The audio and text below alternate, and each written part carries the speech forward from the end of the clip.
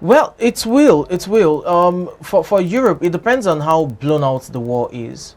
Right now, the war is just within that region, and it's just Ukraine, Russia. You do not have other nations coming in. If the worst happens, which so many people probably predicts that with time may happen, that Russia takes over Ukraine entirely, it's just within that region. It's not spreading to other parts of Europe. So in terms of economic advancements, it's still relatively, it looks good, let's put it that way.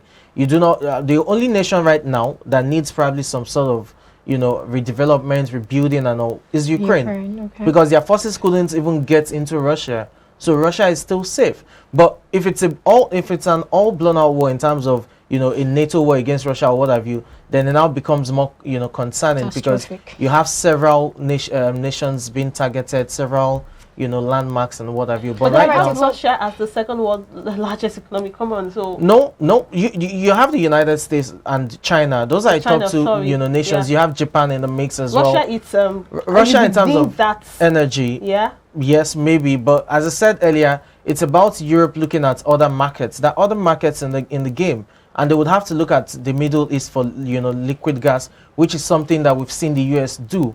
Just last month, you had the Iraq. I said Iraq. You had the Qatar minister come down to the United States, an official visit. Among other things, you had trade being discussed as well. There will be new trade deals, new multilateral, deals in the mix. But in terms of the economic impact on Europe, yes, some banks would suffer because Russia too will decide to impose sanctions.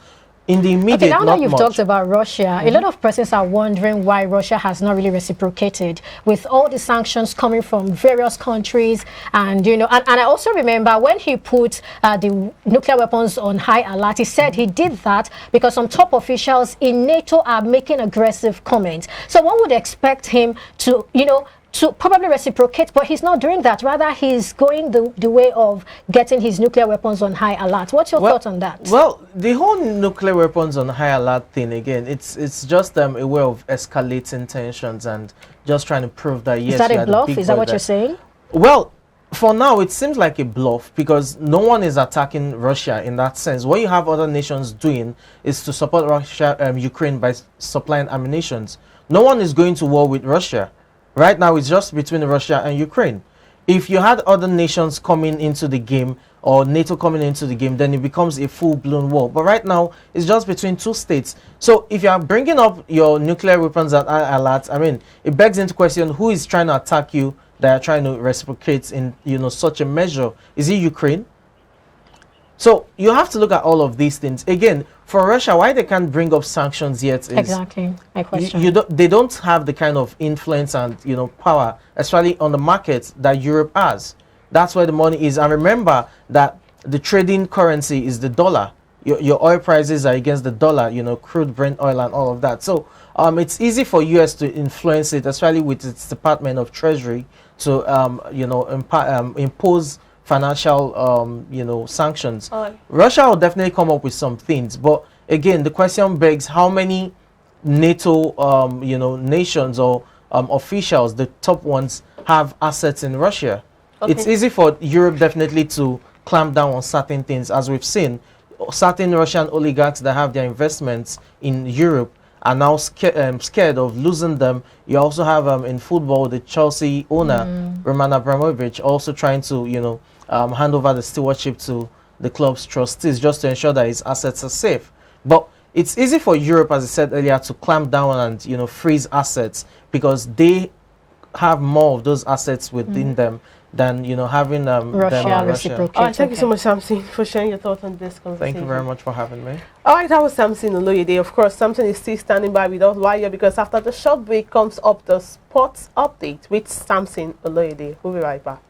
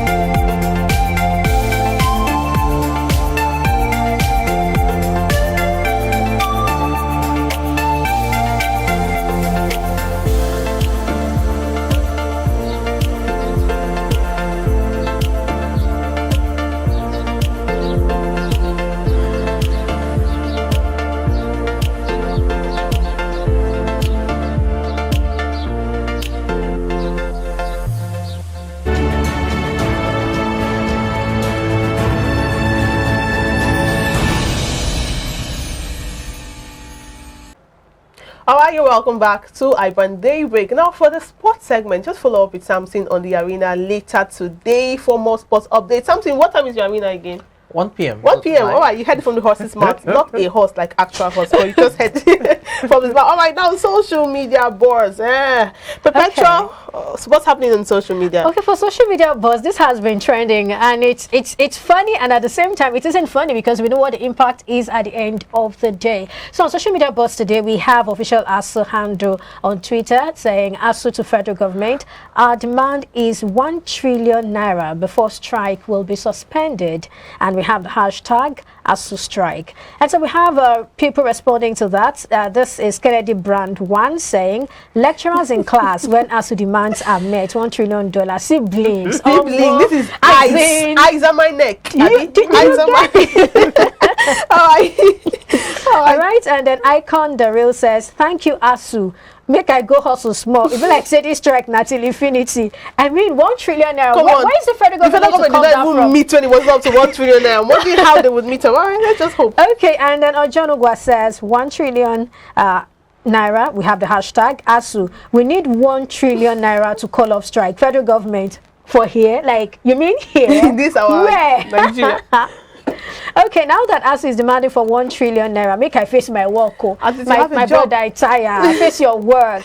Then I think finally, we have like two more. Controversial human being says, just go find POS buy you, start live. This ASU strike go be like accumulation sleep. Bet my entire accumulation sleep. And then we have Chino Dolom saying, ASU wants to invade the government. I think that's using war language. That request shock late ASU members. That money no if you come out. Well, I'm looking at the possibility, how possible. And they're looking at the fact that you know how that we have to do even supplementary budget to be able to meet up with the fuel subsidy payment from June to December. I mean, we don't have that money. I don't know where that money is going to. 1 trillion naira. And then it was up to 1 trillion naira before the federal government didn't even they signed the MOU, and the federal government didn't meet, and now they went on the strike because they didn't meet up the agreement, and now you're demanding for 1 trillion when what was mentioned before was not up to, and yet they didn't meet up. So I'm wondering, is it that I think Samson wants to say something? Well, it's funny because even beyond supplementary budget, we borrow to finance our budget. Exact deficit. It just shows you the economic mess we are in at this point in time, and that's been going on for how many years? So if we've been borrowing to finance our budget for years, how much more, when issues like this arise? Again, it begs the simple question, why does the federal government fail at every point in time, or virtually every point in time, to, adhere to their agreements with ASU? They sign MOUs all the time after probably 6 months, 9 months of strike, industrial action, and less than a year down the line, they renege on it. ASU is forced to, go back on. Why do we have that recurring motif? But then that's the question. That's the pertinent question to ask. But then ASU 1 trillion naira really. Well, again, I'm not privy to the entire financial, breakdown and all statements or agreements they had last time.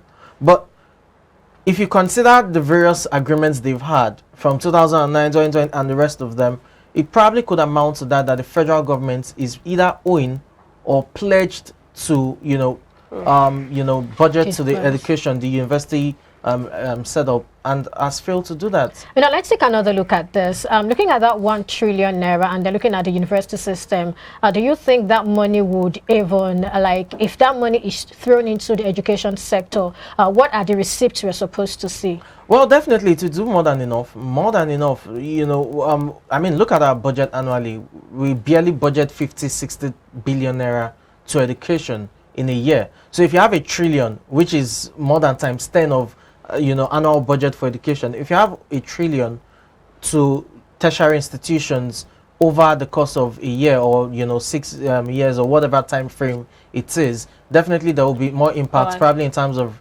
rebuilding dilapidated infrastructure, among other things. It will definitely have a massive impact. Thank you so much, Samson, and thank you, Perpetual. Thank you, viewers, for... I'm expecting my trillion, though. Oh, well, I don't know where you want to get that from. Probably iBrand will give you 1 trillion naira to make sure that you are okay.